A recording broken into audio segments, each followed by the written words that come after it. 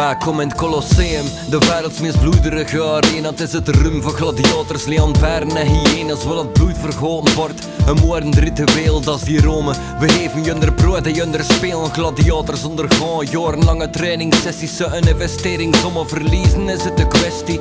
Het grote gros van de gevechten is niet anders dan een ware afslachting van slaven en krijgsgevang. Vandaag is er een special, een strijd tussen die toon. Twee ervaren gladiators van straks zo in ogen staan. Het wordt een echt spektakel, heel de middag is het al bezig. En nu zien we er binnen, de keizer zelf is al bezig. De laatste slachting is al bijna afgelopen. De 3 leeuwen zoveel dagen weer in hun kot gekropen. De restanten van de litten worden vrij rappen vergaren. De arena voorbereid met aanpassing aan het decor. Er worden 2 mensen vuurkorven gaan stoten in het midden van het strijdveld. Publiek is warm aan het lopen. Je hoort de strijdkreten vanuit de tribune komen. Ze zijn er klaar voor en de gladiators mogen buiten komen.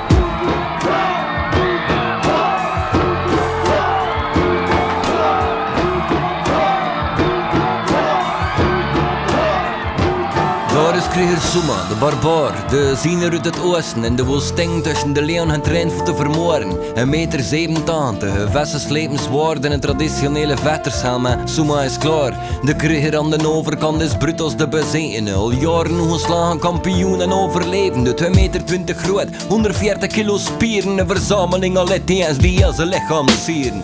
Zijn souvenirs, herinnering aan slagpartieën. Volgens legendes is Brutus in staat vooraf te zien. Tot op het punt dat je niet meer zou geloven dat het kan. Nog nooit dat hij een strijd verloren, 16 van 300 man. Ze treffen in het midden, ze buigen het respect. Een seconde later trekt Brutus zijn mes en zet de afval in zonder te hesiteren.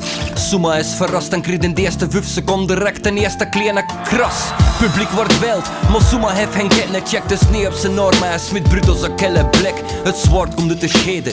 Brutus pakt zijn bijl en beide storten het elkaar af. De spanning is te peilen en ieder zetje in het publiek. Een eerste echt contact, de wapens kletteren en kletsen. Ze slaan met alle macht geluid van het metaal dat elkaar treft is. Waar verdoven, iedere slag niet door de lucht, al laten ze de kracht van holen. Het vlees ruikt open, het bloed is al aan het gieten. Beide zien ze af en toe en staat het wapen juist te klieven.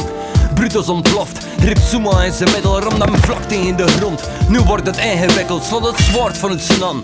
Suma ligt verdoofd, en Brutus staat hem 5 keer met zijn bloed en vuisten op zijn hoofd. Machine bedriegt in de meeste gevallen, doet alsof dat die buiten bewustzijn is. En Brutus maakt het wat te hof.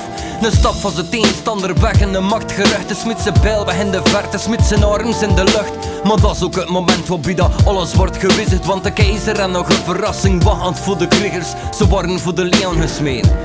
Letterlijk van alle kanten worden ze gebrullend. Wordt intens er op de rechterkant schuift de poorten open. En direct verschinder 3 kolossale monsters met kwillen in haar bek.